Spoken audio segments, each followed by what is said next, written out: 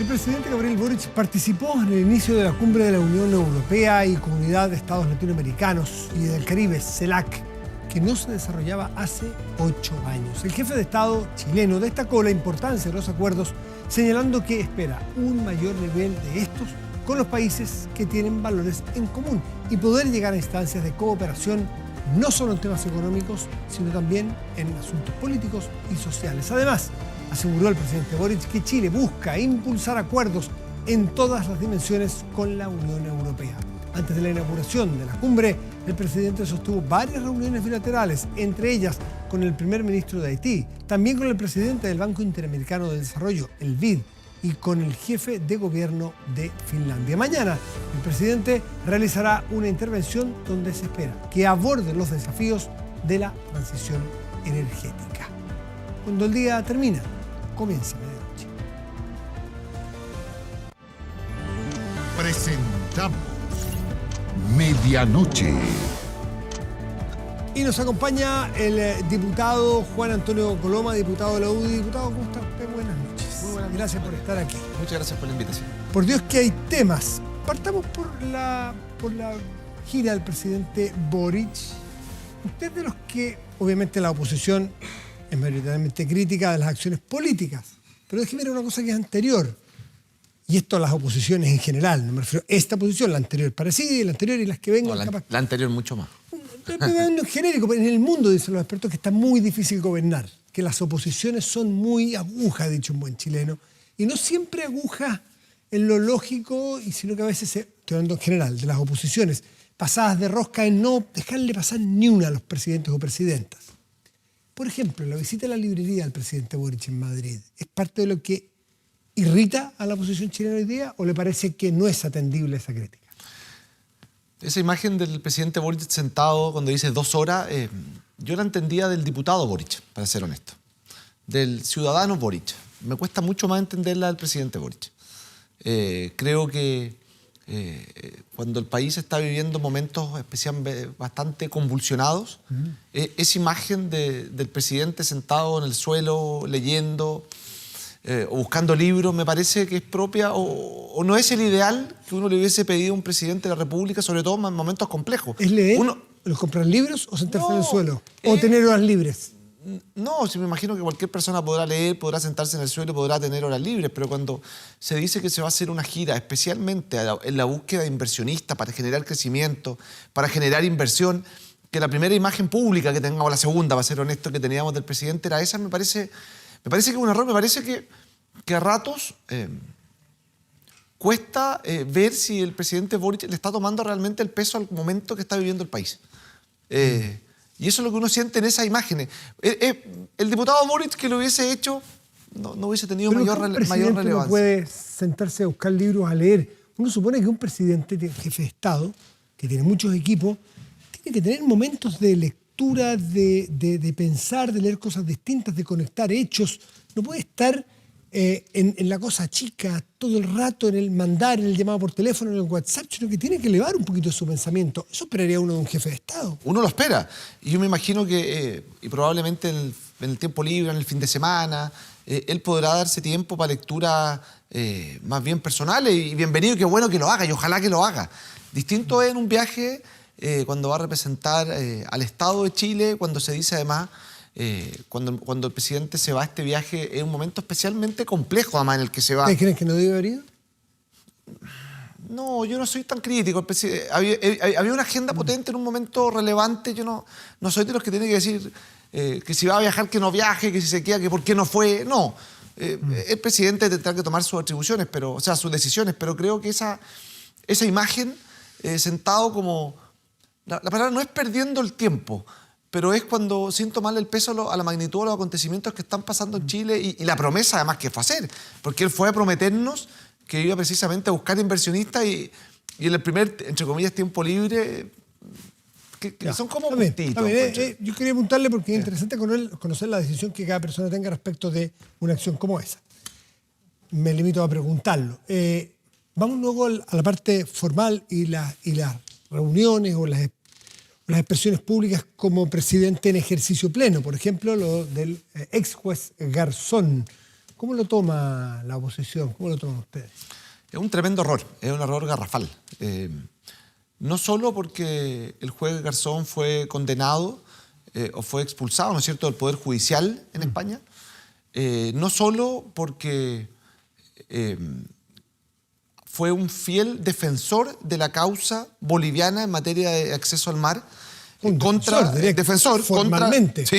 la causa chilena, se la jugó contra Chile, sino porque además revela... Pero como abogado, contratado, por eso, no, profesional. o sea, al final lo que uno ve de Garzón era probablemente la cara visible en materia internacional más relevante para la causa boliviana contra Chile. ¿Ah? Y además viene a reflejar nuevamente que este intento de seguir polarizando la sociedad en momentos donde uno esperaría de un jefe de Estado que además había prometido algo distinto respecto a los 50 años, lo que termina haciendo es polarizar situaciones, es buscando el enfrentamiento, es buscando más la controversia que la búsqueda de acuerdo. Eso es. De hecho, tuvo que un poco retractarse respecto a qué es lo que era esta medalla. No es una condecoración, es un premio. Al fin, claro, pero un premio ¿a pito de qué? ¿De un gustito personal? Los presidentes no están para darse gustitos personales. ¿Ustedes creen, mirando la perspectiva histórica hacia atrás, que la justicia chilena cambió en su tratamiento con Augusto Pinochet antes y después de la detención en Londres? Porque algunos dicen, momento, fue bastante más solícita, bastante más ágil. Algunos hubiesen querido más, hubieran querido condenas en todos los casos, pero que cambió el tranco, es un buen término, es un chileno además, cambió el tranco de la justicia chilena respecto de Augusto Pinochet antes y después de su detención en Londres. Ese mérito usted que antes había mucha impunidad, en que Augusto Pinochet hacía lo que quería, viajaba, salía y entraba y no le pasaba nada, y después, bueno, tuvo que enfrentar procesos judiciales. A mí me cuesta darle ese atributo a una persona que además fue condenada incluso en su propio país. Yo creo, es que lo que pasa es que sí, lo que pasa es que muchas veces... La pregunta es con Augusto Pinochet igual. Sí, no sé si la justicia habría tenido un trato distinto, no lo sé, no. Eso probablemente sea la historia más que lo juzgue, qué fue lo que ocurrió, cómo ocurrió después, ¿no es cierto?, de la detención de Pinochet en Londres. Pero yendo al caso, me impacta a esta altura de un presidente que esté buscando constantemente la confrontación más que la búsqueda de los consensos mínimos que él prometió, porque cuando había contratado a Patricio Fernández, lo hizo en la idea de buscar, entre comillas, un acuerdo que, seamos honestos, era muy difícil. Era, por no decir prácticamente imposible. Pero la forma en que lo sacó, la forma en que el Partido Comunista, a mi entender, tomó las decisiones respecto de cómo el país va o pretenden algunos, la izquierda, vivir los 50 años, me parece que es un error y que lo que viene a hacer es ratificar esa imagen, esa sonrisa mutua con alguien que estuvo dispuesto a defender los intereses bolivianos contra los chilenos de un presidente... Pero también defendió los intereses de víctimas de violación de los derechos humanos, Garzón. Esa parte de Garzón, ¿no la relevan ustedes? Yo en lo personal no. Quiero ser bien honesto. Yo creo que la justicia chilena, quienes pretendan decir que la justicia chilena estaba de brazos cruzados, atado, que no hacía nada, no lo comparto. Yo siento que hay una mirada a ratos de no querer reconocerle, porque el juez Garzón fue parte de los que decía que en Chile había completa impunidad y en Chile hay condena a la violación de derechos humanos. Pero antes de la detención de Pinochet, ¿era igual? ¿Tiene alguna noción? No, yo siento que muchas veces cuando se le pretende dar este estatus a una persona para intentar justificar una condecoración como esa, yo no la comparto. ¿Cómo están las relaciones dentro de Chile Vamos? Primero, mirado ex post, ya que estamos buenos para el juicio, con Garzón y haciendo análisis. ¿Fue un error plantear la acusación constitucional al ministro Ávila con los antecedentes disponibles? No fue un error presentar la acusación constitucional. Sí creo que faltó diálogo previo. Faltó mayor búsqueda de consenso, mayor capacidad de articulación entre los propios parlamentarios. A veces en la dinámica de la presentación de las acusaciones vale más el quien lo hace primero antes de poder quizás ponernos de acuerdo en exactamente cómo la empujamos. Creo que los antecedentes eran evidentes, sobre todo en aquello relacionado a lo que aparentemente está ocurriendo en Junaev. Eran que además en la defensa del propio ministro de Educación jamás se negó ninguno de los hechos.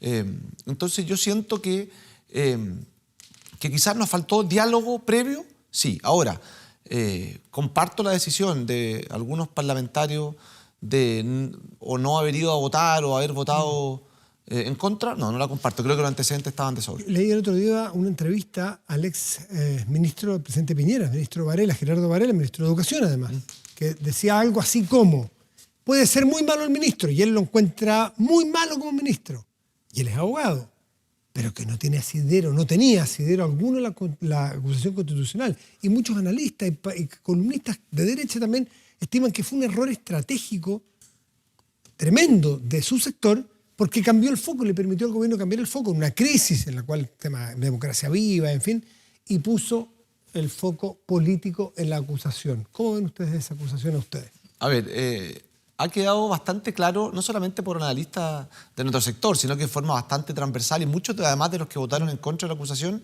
que estamos frente que estamos frente probablemente al peor ministro de Educación desde el año 90 a la fecha. Eso es un hecho pero dicho por un político. diputado de la derecha versus a un ministro de izquierda, está bien. Camila Vallejo dijo que el presidente Piñera es el peor presidente de la historia. Es un juicio personal de la entonces diputada Vallejo. Pero más allá de esos juicios, es un error, porque eso lo determinará la historia y los expertos en educación. Y yo estoy muy lejos de hacerlo. Pero sí cambió el foco. Hace una semana era el gobierno y los partidos de gobierno tenían que dar explicaciones por el caso de Democracia Viva y otras más. Estas fundaciones, en fin. Y hoy día cambió el foco. Sí, cambió un poco el foco, y por eso yo partí diciendo que creo que nos faltó mayor nivel de diálogo interno. Los argumentos están, a mi entender, sí. Para acusar. Para acusar.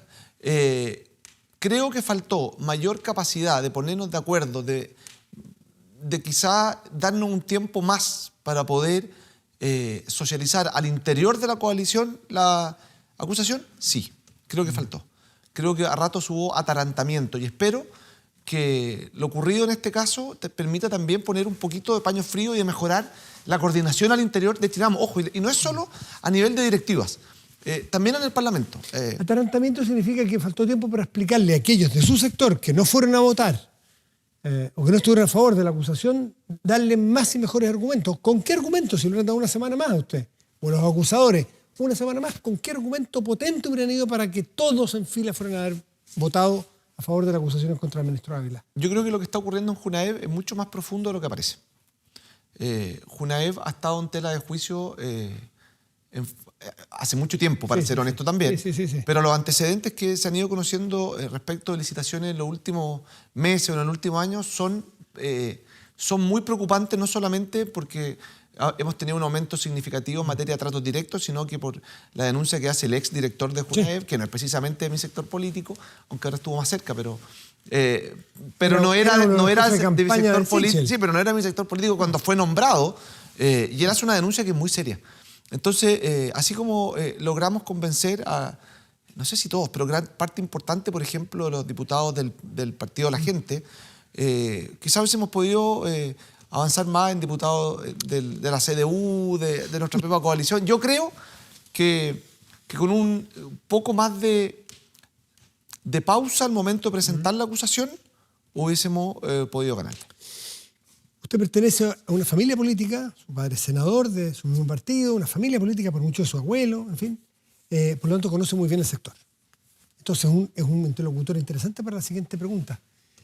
Hay quienes critican a la derecha por ser derecha. Eso será la gente de izquierda. Bueno, pero está bien, y al revés ocurre lo mismo. Pero hay otros que critican a la derecha dentro de la derecha, historiadores, analistas, por ser muy fratricida a la derecha. Es decir, que se matan entre hermanos. Que la derecha, antes que competir con los del frente, con sus adversarios, tiene mucha competencia y no se tragan. Han pasado cuando se dividió la U. Hemos tenido harta historia. Podríamos estar hasta la 1:30, no tenemos tanto tiempo para las peleas internas de la derecha. Y se prendieron las alarmas nuevamente. Otra vez la derecha va a hacer lo mismo. Salió de la Matei aparentemente con vestida de bombero, a apagar un poco el incendio, y varios otros. Hubo reunión de los presidentes de partido. ¿Cuánto hay de esa historia que les pesa a ustedes, que pelean antes entre ustedes que con el adversario? A ver, yo siento que lo que ocurrió ahora fue un impasse. No fácil, pero solucionable con mayor diálogo y mayor conversación, y no solamente al interior de las directivas, sino que los parlamentarios también con el paso de los días ha ido bajando la tensión, y yo lo agradezco. Creo que uno de los errores históricos que hemos cometido en nuestro sector es dedicarnos a pelear entre nosotros. Y cuando estamos frente a un gobierno como el actual, creo que no tenemos tiempo para pelear entre nosotros. ¿Y por qué se produjo entonces? ¿La tenían en bandeja? Por la falta de comunicación, por la demora, por el atarantamiento en la presentación de acusaciones. Yo siento que a eso hay que ponerle un poquito de pausa, un poquito de calma y avanzar en mejor nivel de conversación. Nosotros en general hemos funcionado razonablemente bien. ¿Es verdad que esta votación nos dolió? Sí, ¿para qué vamos a andar con cuentos? Pero creo que este es el momento exacto, y cuando se cumple recién el primer tercio de gobierno, de poder sentarnos, trabajar más coordinado, convencernos más entre nosotros y poder ser una oposición no solamente que critica, sino que también proponga. Yo siento que estamos un poco al debe en materia de propuestas como oposición, y eso es lo que yo esperaría, porque obviamente hoy día además no hay solo una oposición, hay varias formas de ser oposición. Y yo siento que una oposición que logra cosas es especialmente importante, sobre todo que hemos visto en los últimos años cómo la política ha sido bastante incapaz para lograr acuerdos básicos que la gente está esperando. Bueno, Antonio Colomas, muchísimas gracias por estar esta noche con nosotros. Gracias por la invitación. Muy bien. Vamos a hacer una pausa y volvemos. Espérenos. Estamos de vuelta. De inmediato revisamos las informaciones más destacadas del día con Marco Fleming. Hola Matías, hola a todos en sus casas. Comenzamos el resumen informativo en medianoche. El reconocimiento que recibió el ex juez Baltasar Garzón fue una decisión presidencial. La aclaración la realizó el canciller tras la polémica que se desató en Chile por la medalla que el presidente Boric le entregó al jurista. Este gesto fue cuestionado por la oposición por el historial de Garzón, quien, recordemos, apoyó la demanda marítima boliviana y participó en actos en el estallido social en nuestro país. En agradecimiento de parte del pueblo chileno a usted por la lucha eterna por la justicia. Muchas gracias, Baltasar. Un reconocimiento, un abrazo y la entrega de la medalla conmemorativa de los 50 años del golpe de Estado. Gestos del presidente Boric a Baltasar Garzón Real, jurista español cuya relación con Chile está marcada a fuego en nuestra historia reciente. La decisión que adopto es la de emitir la orden de detención internacional y van a la clínica a hacerla efectiva. Decisión de 1998 que permitió la detención de Augusto Pinochet en Londres, un hecho que cambió el rumbo del Chile post-dictadura, provocando acciones hasta ese día impensadas en nuestra democracia. Así lo recibían los pinochetistas hace 6 años cuando visitó Chile y recibió el título de doctor honoris causa de una universidad capitalina. Héroe para algunos, villano para otros y por diversos motivos. Lo cierto es que el reconocimiento del presidente de la República de parte del pueblo de Chile provocó una serie de cuestionamientos en la oposición, no solo por su rol en el caso Pinochet, también porque en España, en 2012, por el delito de prevaricación, Garzón quedó inhabilitado para ejercer por 11 años. En nuestro país, sus críticos tampoco olvidan la visita en medio del estallido social, donde participó en manifestaciones junto a la llamada Primera Línea, criticando de paso al gobierno de Sebastián Piñera. Una reacción por parte del Poder Ejecutivo que no estuvo a la altura. Esta creación de símbolos con fines políticos y entregados arbitrariamente es algo que va mucho más allá de las competencias del jefe de Estado. Creemos que la Contraloría tiene que pronunciarse respecto de esto porque esto compromete el honor de todo Chile. Es un reconocimiento conmemorativo, nada que ver con una condecoración, son cosas distintas. Esto es un reconocimiento a una persona que buscó la verdad y la justicia. Sin embargo, uno de los puntos más polémicos es su respaldo a la demanda marítima de Bolivia contra Chile. Es una demanda absolutamente justa.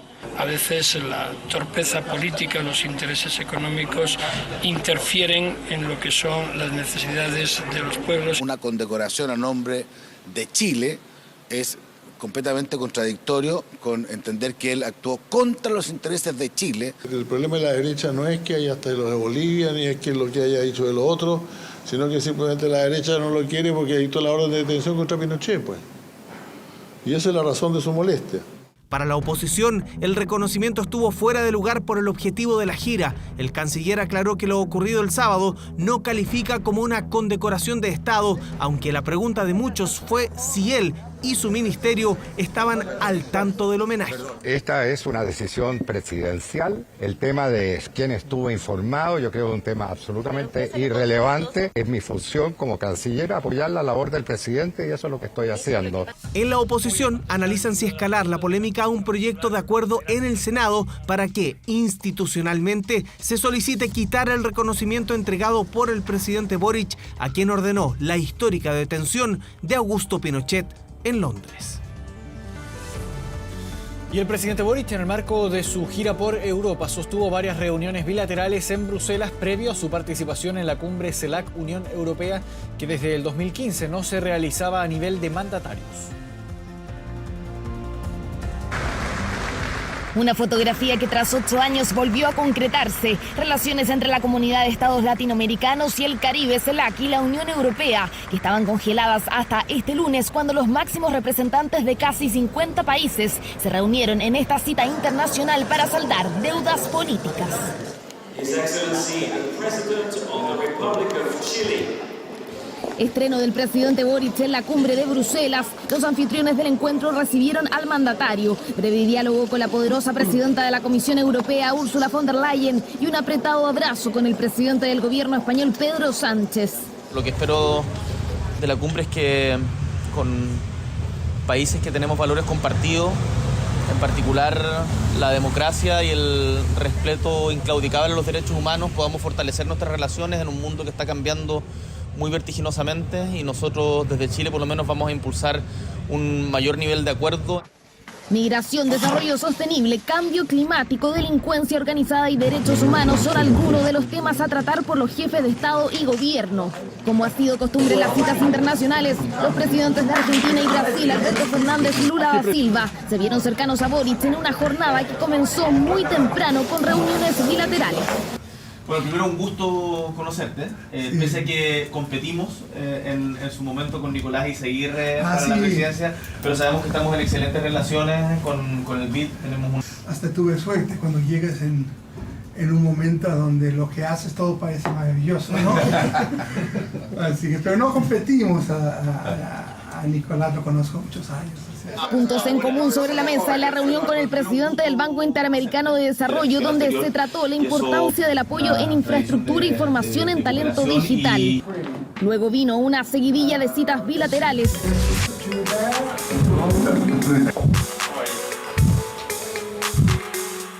La invasión de Rusia a Ucrania, el desarrollo sostenible, la cooperación en desastres naturales, algunas de las temáticas en que se ahondó en estas citas.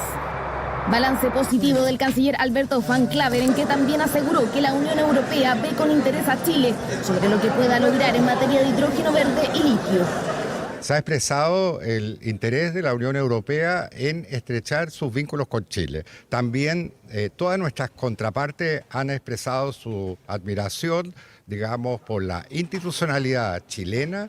Han expresado también su interés en algunos recursos con los que dispone nuestro país. Sobre todo destaco ahí el tema del hidrógeno verde. Este martes el presidente Gabriel Boric se dirigirá al pleno de la cumbre con su discurso que hasta ahora se mantiene en absoluta reserva. Martes en que culmina su paso por Bélgica para continuar su gira por Europa.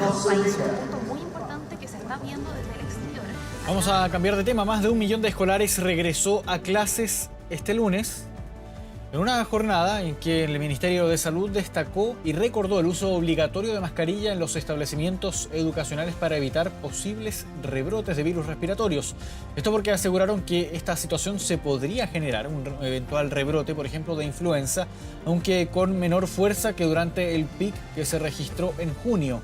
Mientras que sobre el virus sincicial, que afecta principalmente a menores de 1 año, la ministra de Salud, Jimena Aguilera, señaló que la circulación ha ido bajando, por lo que el rebrote es menos probable. Además, indicó que la alerta sanitaria, que termina el 31 de agosto, es poco probable que se extienda, aunque sí van a estar evaluando la circulación de los virus. Muy necesario, por todos los contagios que están habiendo, súper necesario. Sí, de todas maneras, de todas maneras. El año pasado con el uso de la mascarilla se previno harto la enfermedad respiratoria, de hecho mi hijo andó súper bien. Ya. Y ahora ya cuando se sacaron la mascarilla empezó de nuevo con los problemas. Sí, ayuda, pero sí hay que tener en cuenta de que los niños no están todo el día con la mascarilla o todo el rato que les toque estar aquí en el colegio. La idea es terminar la alerta sanitaria el 31 de agosto. Sin embargo, por cierto que siempre estamos alerta a lo que pueda ocurrir, solamente en los espacios cerrados. Esa ha sido la indicación del uso de la mascarilla. Los niños cuando salen al recreo a jugar pueden sacarse la mascarilla, por eso también hay que tener de recambio por si se les rompe. Nosotros estamos preparados por la eventualidad de que exista un rebrote. Como digo, cada vez que hay retorno a clases puede haber un rebrote particularmente de influenza, no tanto de virus sincicial, porque la influenza es el que en realidad afecta más a los escolares. Y ponga mucha atención a lo siguiente, porque casi en silencio el precio de la palta ha estado cayendo. Durante la jornada de este lunes, en La Vega y Ferias Libres, el kilo de este fruto fluctuaba entre los 2.000 y 3.500 pesos. ¿Cuál es la razón? El mercado se inundó de paltas peruanas, lo que hizo caer los valores.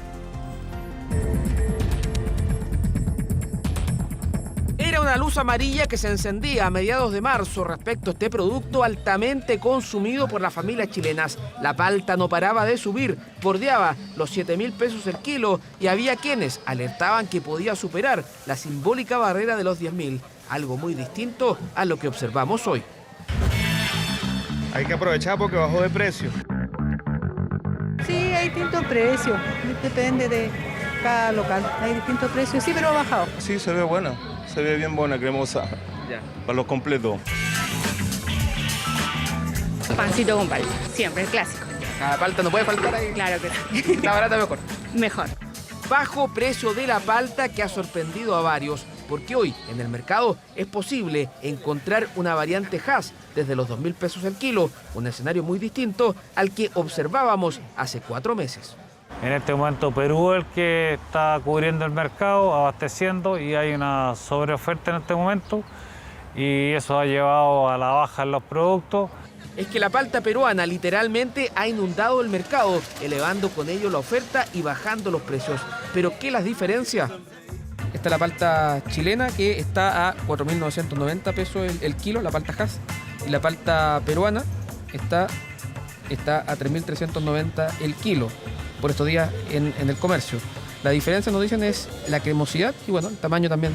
La popular palta Hass chilena recién comienza a aparecer en el mercado a fines de agosto, pero por estos días también hay algunos ejemplares nacionales a bajo costo y buen sabor. Claro, por la Florentina. ¿Cuánto está esa?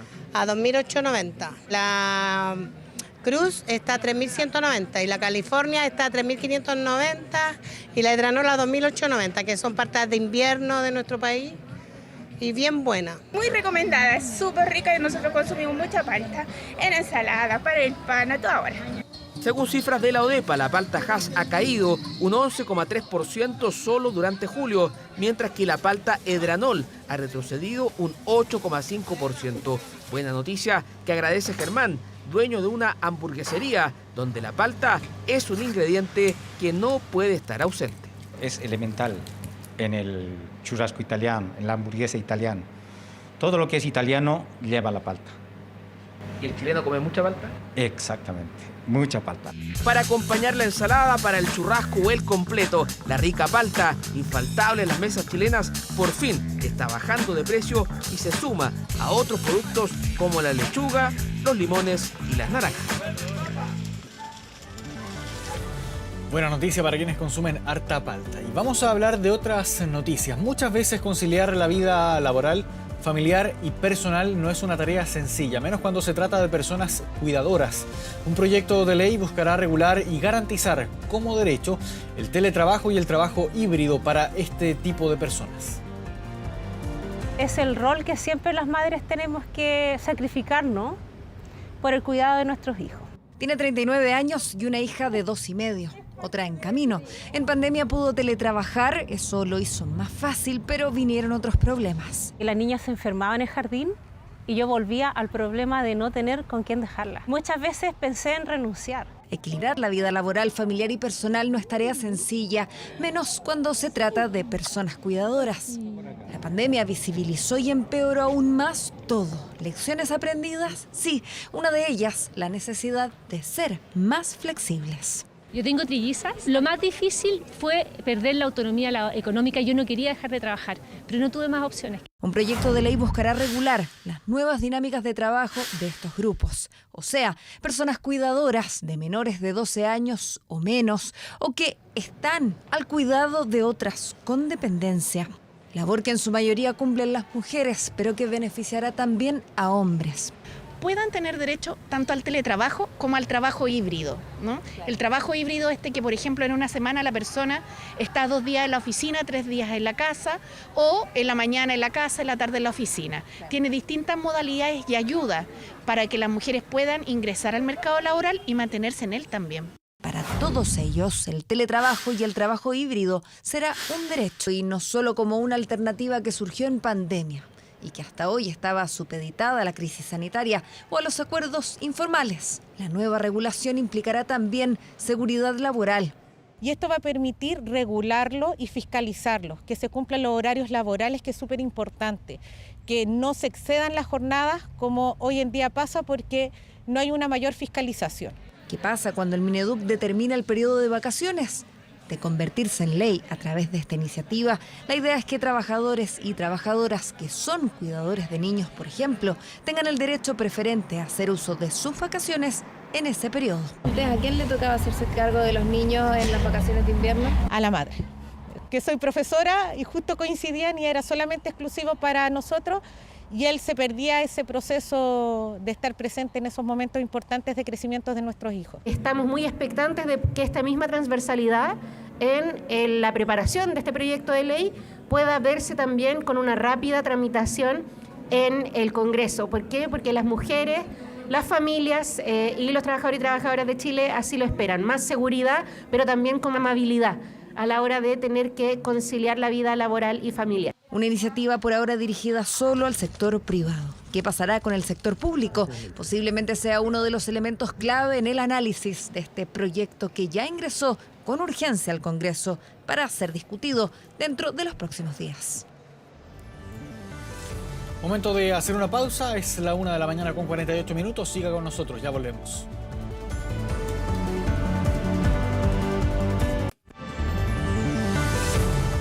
1 de la madrugada con 55 minutos, volvemos a medianoche, nos vamos de inmediato a las calles de Santiago, tomamos contacto con Carlos Melín para conocer las noticias policiales de estas últimas horas. Carlos, ¿cómo estás?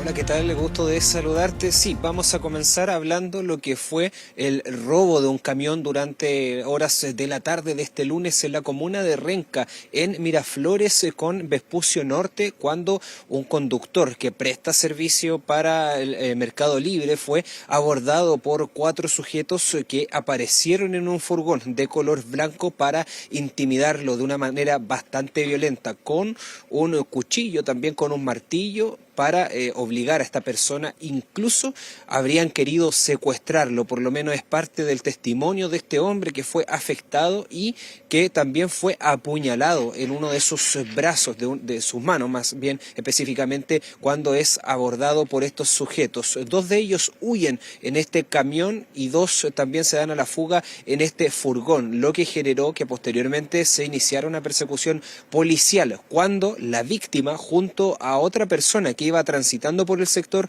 hicieron la denuncia ante Carabineros. Se genera una persecución entonces por la autopista hasta que en algún minuto estos delincuentes chocan. Los que venían en este camión chocan y permitió que Carabineros al llegar tomara detenidos a 2 de ellos. Vamos a escuchar parte de las declaraciones en torno a este tema.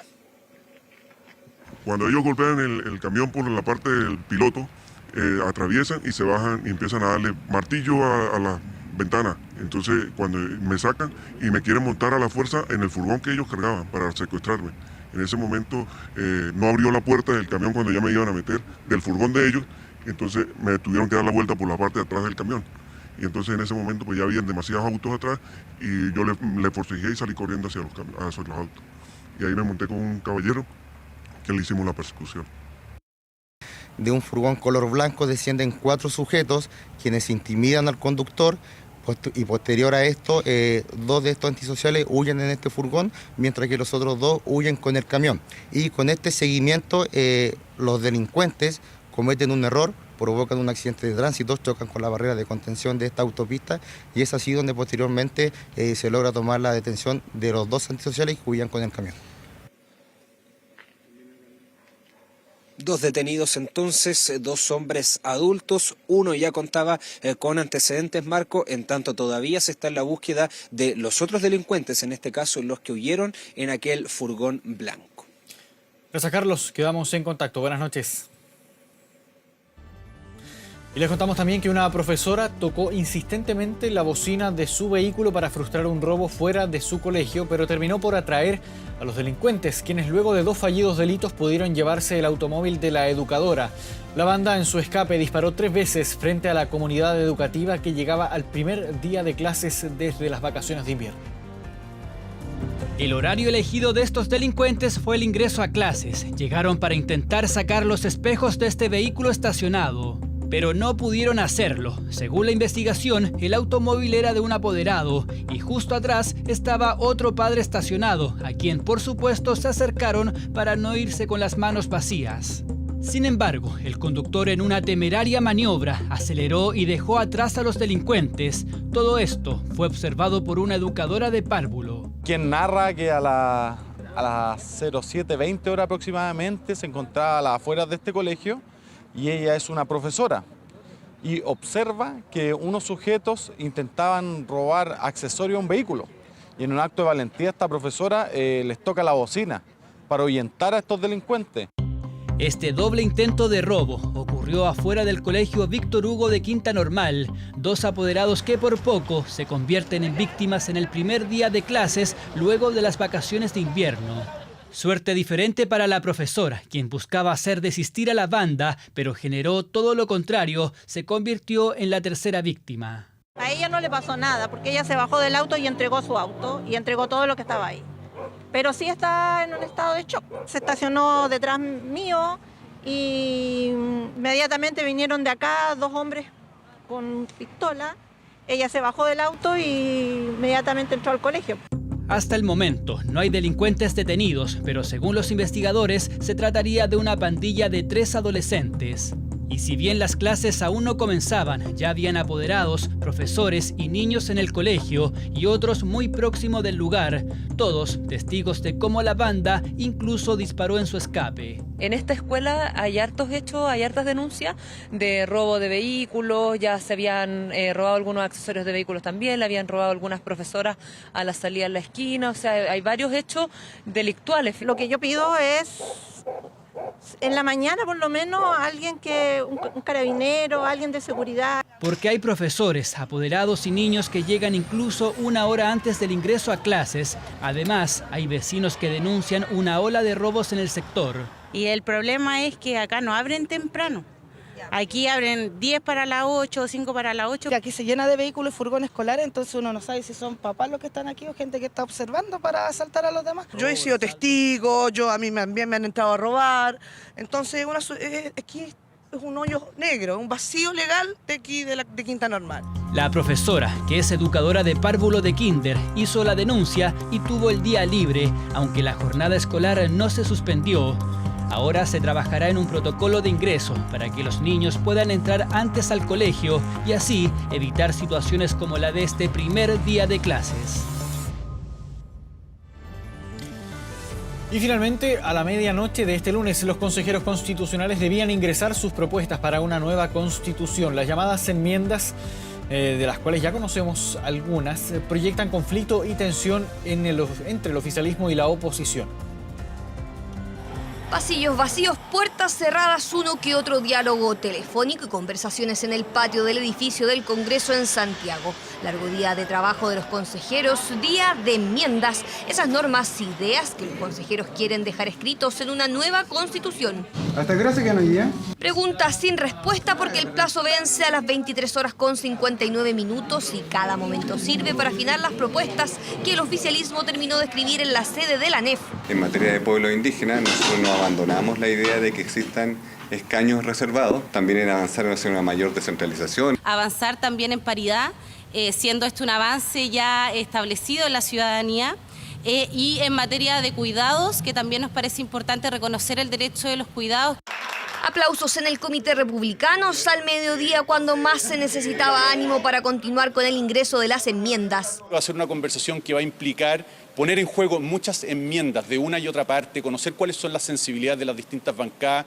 Algunas de las indicaciones republicanas, por ejemplo, ya generaron conflicto. Garantizar la heredabilidad de los fondos de pensiones, la libertad de elección en salud, el derecho preferente de los padres a elegir la educación de sus hijos, reponer el nombre del Tribunal Constitucional y el derecho a la vida del que está por nacer.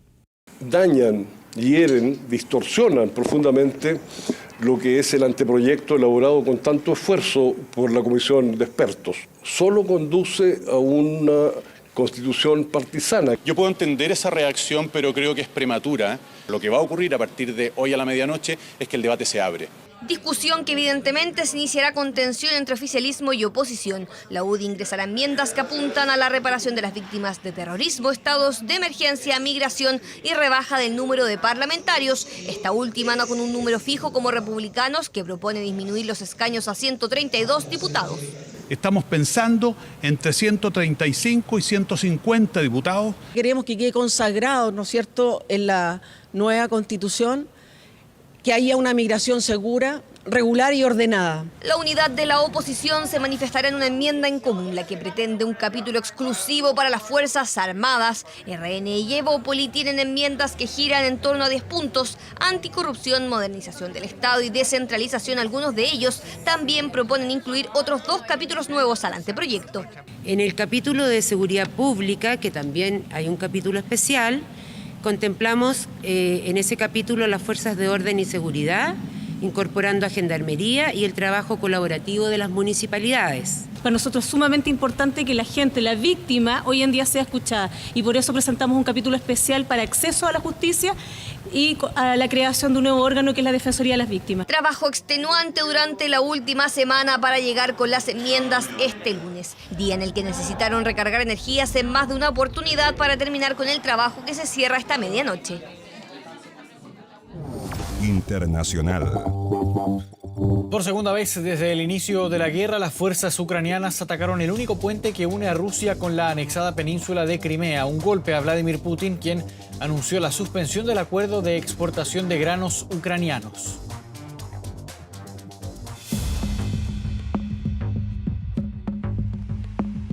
A 4 años de la anexión ilegal por parte de las fuerzas rusas de la península ucraniana de Crimea, Vladimir Putin, montado sobre un camión naranjo, inauguraba el puente más largo de Europa, que con 19 kilómetros de extensión aparecía como el único enlace entre ambos territorios y un punto crucial para las operaciones militares de Rusia en el marco de la guerra. Uno que este lunes fue objeto de un ataque que Moscú atribuye a Ucrania. Lo que sucedió es otro acto terrorista cometido por el régimen de Kiev. Por supuesto, habrá una respuesta por parte de Rusia.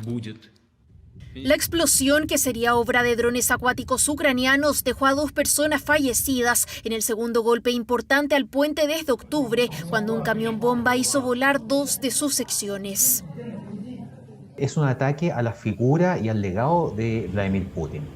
Es importante porque esta vía ha sido una de las principales, si no la principal, para abastecer Crimea, también en términos militares. Horas después del ataque, Rusia encendería las alertas internacionales al anunciar la suspensión del acuerdo que permitía a la invadida Ucrania, uno de los mayores exportadores de granos del mundo, vender estos productos por el Mar Negro de manera segura. Un acuerdo que hace casi un año venía a aliviar la severa crisis alimentaria mundial desatada con la guerra y cuyo cese ha sido condenado por los líderes occidentales.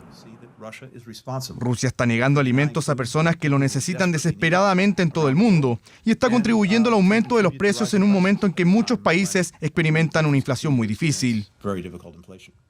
Un panorama del que Chile no ha estado exento, pero ¿podría esta contracción de la oferta de cereales afectar los precios de los alimentos en nuestro país? En la medida que se impida esta exportación, vamos a volver probablemente a precios muy similares a los que teníamos al inicio de la guerra. Dado que Chile importa casi el 70% de los cereales, tiene un efecto en nuestro país. Sin embargo, a medida que ha avanzado el tiempo, ya los mercados se han ido reacolocando en términos de producción. Y aunque desde el Kremlin aseguran que el ataque al puente y la suspensión del acuerdo no tienen relación alguna, lo cierto es que ambos hechos hoy tensan aún más las relaciones en un conflicto que ya ha cobrado la vida de más de 9.000 civiles ucranianos y en el que Kiev ha recuperado más de 200 kilómetros cuadrados desde el inicio de su esperada contraofensiva.